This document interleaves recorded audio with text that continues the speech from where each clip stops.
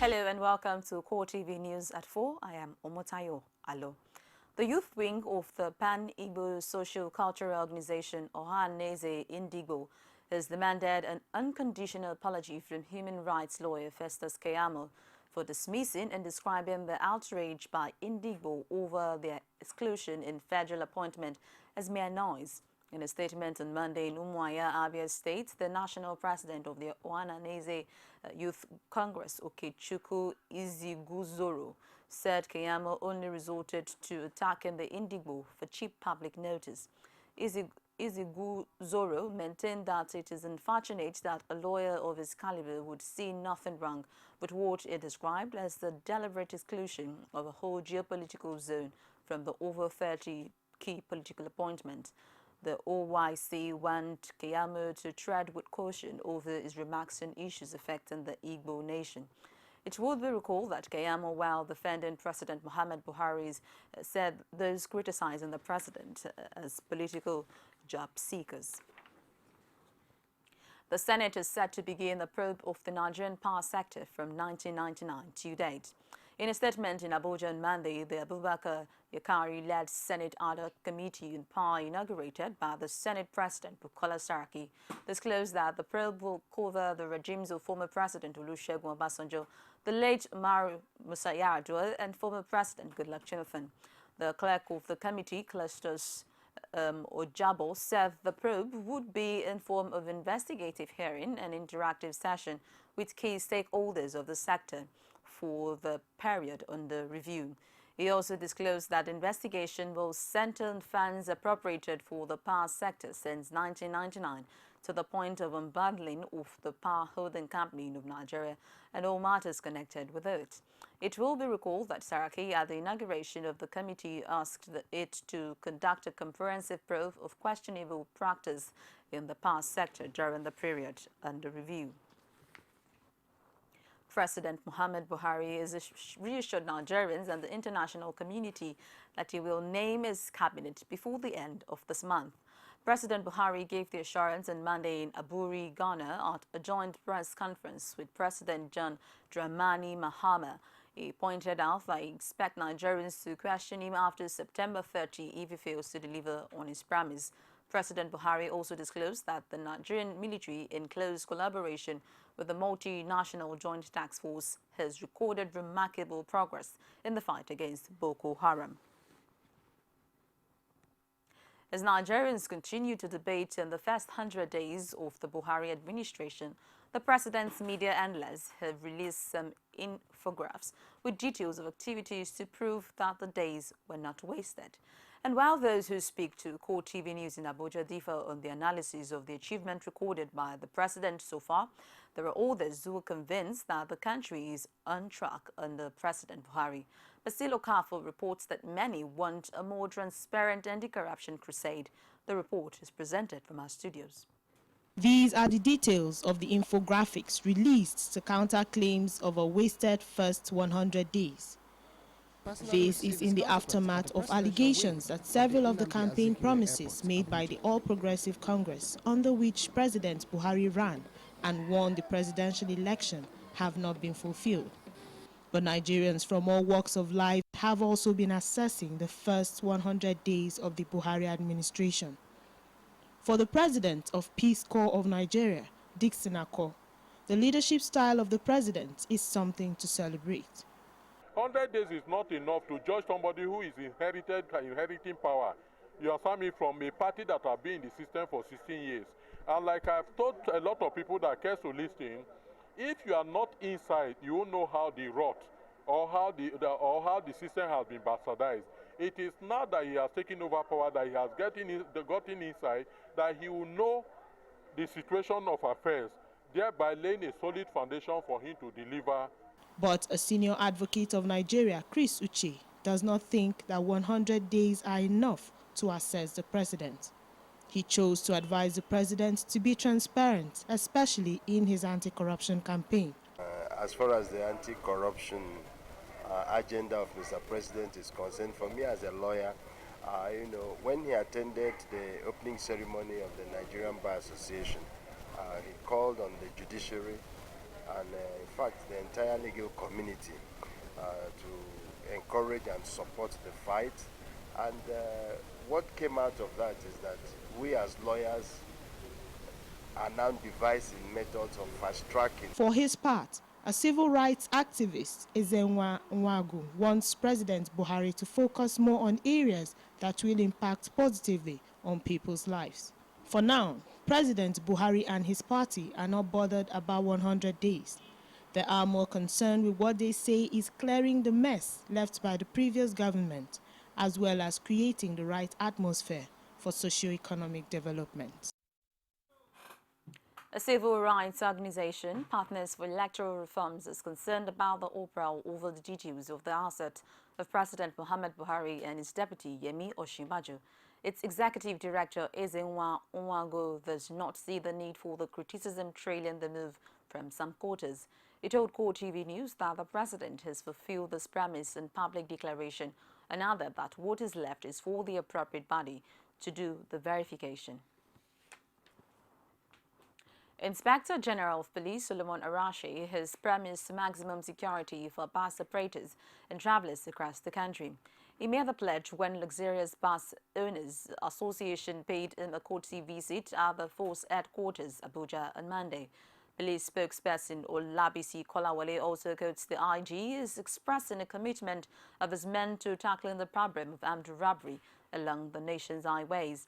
Earlier, the association's president, Dan Kemo had hailed IG for his effort at stopping highway robberies through the Safer Highway Patrol Unit. He also sought police intervention in cabin attacks on buses and passengers along roads within the North Central region. And Zaria Kaduna asks us. Join us after this break for more.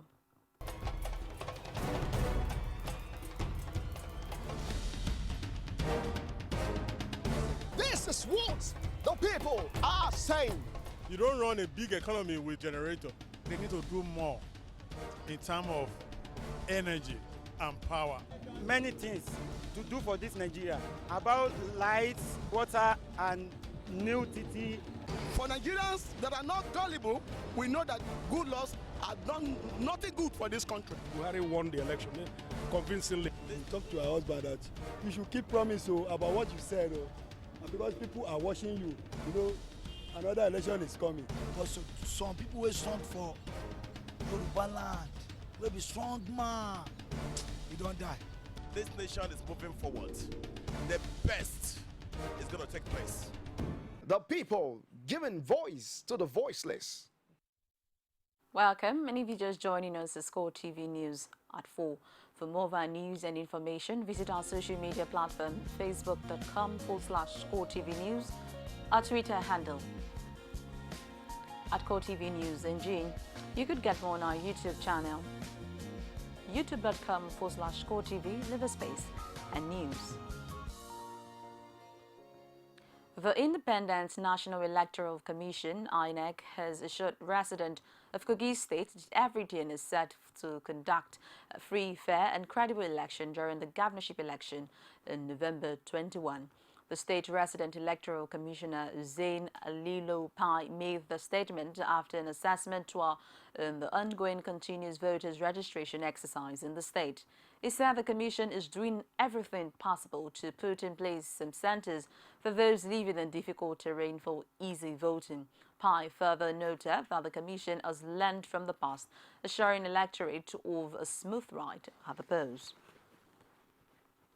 The Inspector General of Police, Solomon Arashi, is assured the Independent National Electoral Commission of the preparedness of the police to provide adequate security during the Kogi and Bayelsa governorship elections.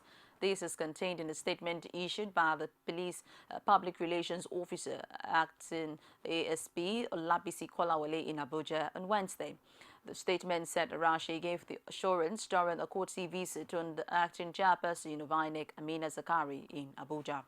It said the visit was aimed at cementing the existing relationship between the police and the Commission in ensuring the actualization of its mandate. The statement further said the IGP had directed police commissioners nationwide to ensure adequate security at INEC offices and election tribunal sittings. In her remarks, Zakari reiterated the Commission's readiness to work with the police in ensuring the successes at the upcoming elections in Kogi and Bayelsa. The Kaduna State government has discovered 24 billion naira in 400 accounts operated by the previous government. Governor Nasir El-Rufai disclosed this at a town hall meeting in Kafanchan in southern Kaduna. He also indicated that he would not relent until the government knows the actual number of civil servants in the state. The governor was represented at the meeting by his deputy, Bala Bantex. In Plateau State, just like several other states in the country, mixed reactions have trailed the assessment of the All Progressives Congress government in the state under the leadership of Governor Simon Lalong's first day in office. Correspondents sampled opinions of some eminent Plateau citizens. The report.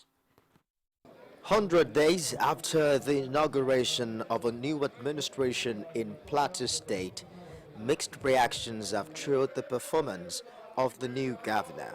While some say he deserves more time, others say the new administration has nothing to show in terms of achievement.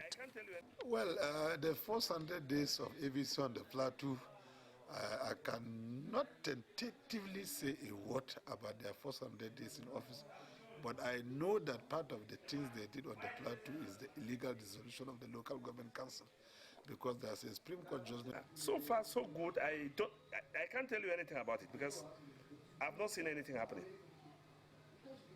I've not seen anything happening. So I don't want to lie. I don't want to tell you. Some legal practitioners are of the opinion that lack of proper constitution of the State Executive Council due to the delay in appointing commissioners has affected the success of the administration. Within the next 100 days, there are quite a number of things that can be done. Number one, we must address ourselves to the security situation in the state, because as it is, there is no day that passes by that you will not hear of one conflict or the other which will lead to the killing of several people. It's a major area that the government is going. You see, there are certain information that may not be an opportunity to run a state. One should be able to be prepared right from the onset. And therefore, 100 days without the ESCO in place, to me, is not too good. Though we also understand. It's over 100 days after the inauguration of this administration. Residents of the state are of the opinion that the time is now to hold the leaders accountable for their failed promises. In Taraba State, the city of Takum in Taraba, there was agog with celebration over the weekend as Governor Darius Ishaku marked his first 100 days in office. He pointed at the peaceful atmosphere in the state, which he says has begun to pave way for foreign investment, as well as rise in internally generated revenue. Correspondent Udwa Godwin has more from Jalingo. It was a day many of the people described as a new dawn for the state. And for Governor Ishaku, May 29, 2015 will be recorded as a milestone in the life of his administration. Highlighting some of his achievements within 100 days, the governor reaffirmed his commitment to the people of the state. We intervened in the health sector at the specialist hospital Jalingo by releasing funds for repair of the broken down CT scan machine to guarantee the high level of medical investigation and enhance the standard of health care. We paid outstanding salaries to ad-hoc staff to cater for their welfare and performance, and we restored the running costs of the hospital to allow for the full operation of services. You will notice that the specialist hospital is the only hospital functioning since the Federal Medical Center has also closed down for a long time. We intervene on poverty alleviation by signing a memorandum. For their part, some senior citizens of the state pledged their support to the Ishaku administration. I was very, very impressed because what we need now in Taraba is to prove a point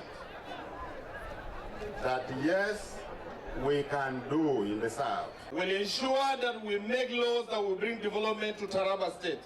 So let us be one. Let us speak in one voice. Let us be our brothers' keepers. The people of the state also agree on what they say are significant result-oriented performance in the last 100 days. I think he has done tremendously well, and I'm so happy about it, because if within 100 days he's able to do one or two things that we saw, in spite of lean financial resources, I think it means in the next few years he's going to perform tremendously well. Despite all the challenges, despite all the shortcomings, despite all the lack of funds, within the first 100 days he has brought a lot of changes to governance. This is somebody who will stay in the office from morning till midnight. Very, very uncommon. For them, gigantic steps are being taken by the Ishaku administration, and they believe it will reflect positively in the face of Taraba State. Udwa Godwin, CoreTV News, Takum. The National Emergency Management Agency is assuring Nigerians that it is adequately prepared to handle the effect of the release of water from Lago Dam in Cameroon this year. The agency maintains that the flash floods that have been experienced so far are normal occurrences synonymous with the rainy season and are not to be described as the onset of the major flooding incident. NEMA says awareness campaigns are being intensified through operational offices to better manage any situation that may arise. As usual, and NEMA also has looked at the disaster management implications of these predictions, as we have always done yearly. That was also followed up by the Hydrological Agency flood outlook for the year. As is usual, NEMA comes out with implications of that prediction as it concerns disaster management, considering the fact that that prediction is used by the various sectors in the country, ranging from aviation, agriculture, and all that. So what we do is look at the disaster management angle. That we have done. And also, because just immediately after that, a few months after that, we also got the alert for release of water from the dam in Cameroon.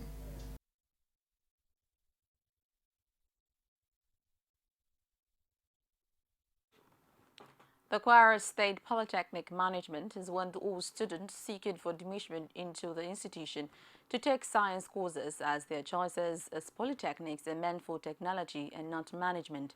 Masood Elelu, Rector, Kwara State Polytechnic, gave the submission while reacting to questions from journalists in Ilorin.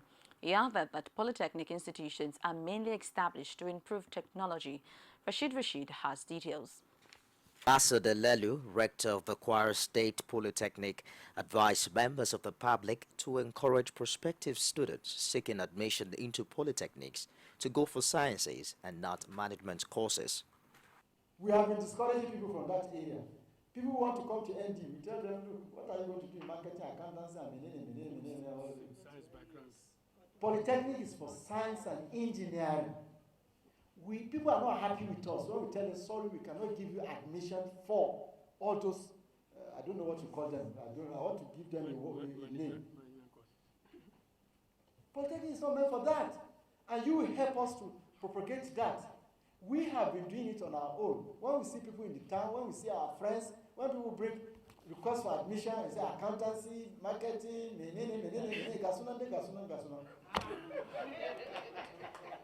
we tell them, look, what is this? How many people say banking and finance? How many banks do you want to have now? I told somebody even this morning.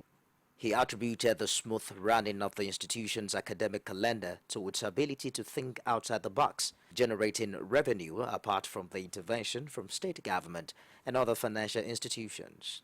We have subsidiaries registered with Corporate Affairs Commission, and the subsidiaries include bakery,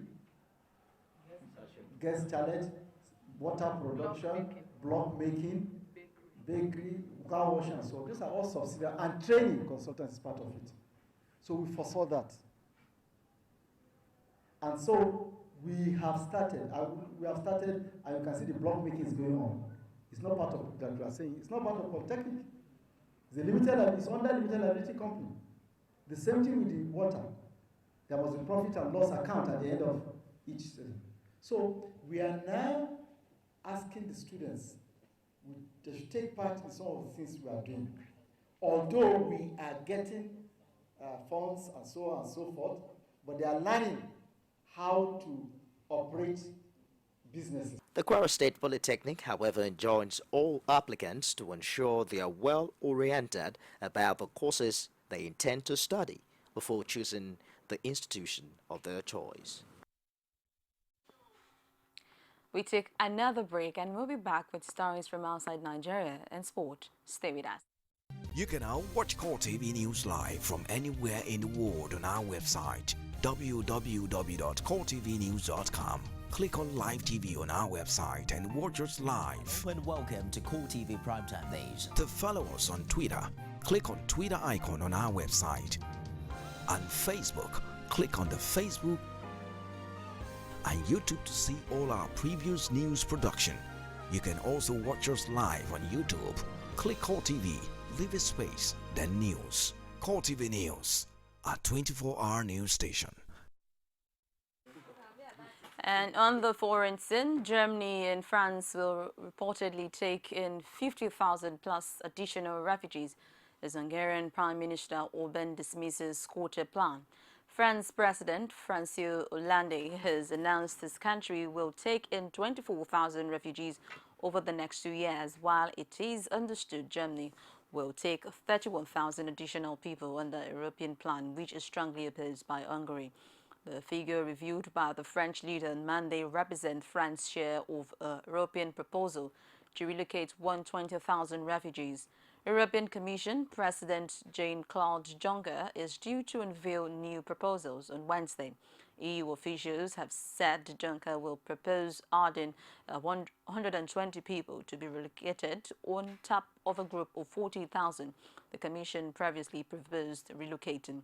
Hungarian Prime Minister Viktor Orban told a gathering of foreign ambassadors on Monday that plans are already on the way as to relocating the refugees while the EU's outer borders were not secured.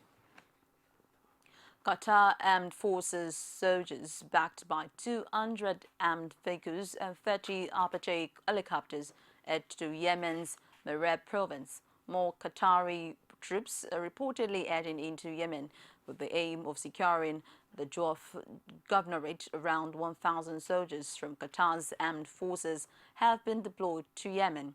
As part of the Arab coalition's fight against Houthi rebels, the troops are now reportedly heading to Yemen's Marib province to join the Saudi-led coalition already fighting in the area.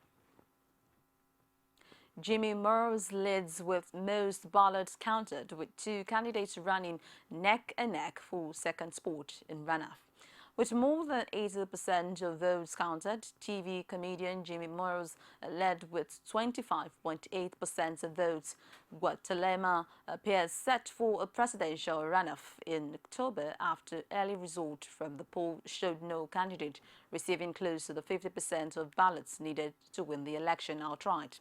With just over 81.5% of votes counted by early Monday morning local time, TV comedian Jimmy Moores led with 25.8% of votes, followed by veteran politician and businessman Manuel Baldzin with about 18.6% of votes cast.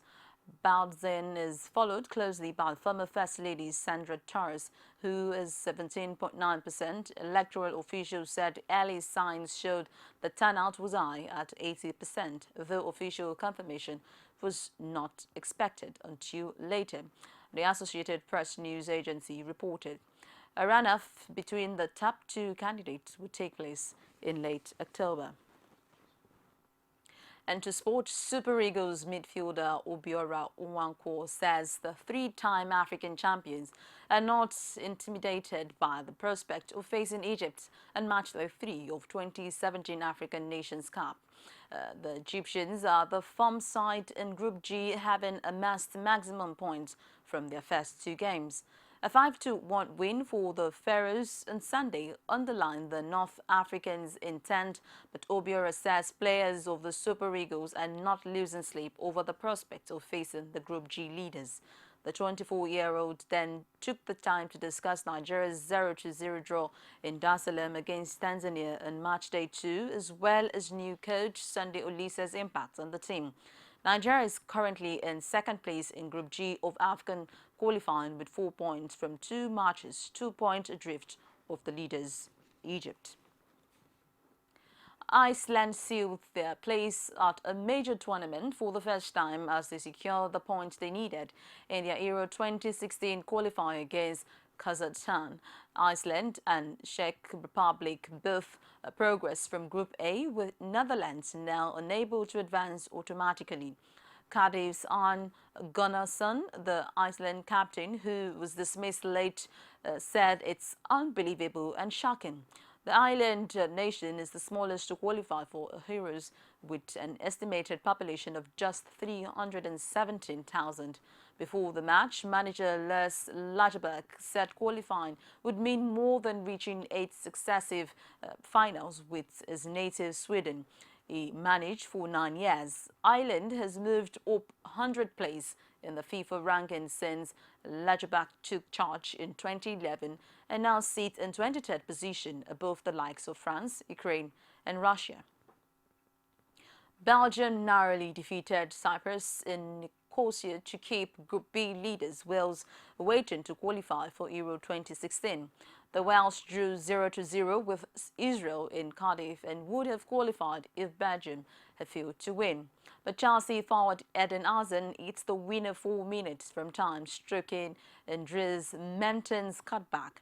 Earlier, midfielder Kevin De Bruyne had struck straight at the goalkeeper, went through a goal, and Marius Nicolau had a low effort saved by Tabert Courtois.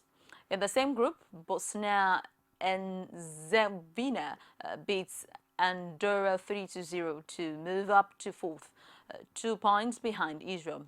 Wales need a draw away at Bosnia and Herzegovina or at home against Andorra to secure qualification, while Belgium also have a chance to qualify automatically when they face Andorra and Israel in their last 2 matches. Second place Belgium are 1 point behind Wales, with the top 2 sides securing automatic qualification for the tournament in France next summer.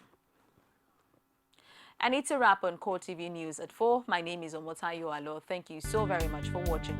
Bye for now.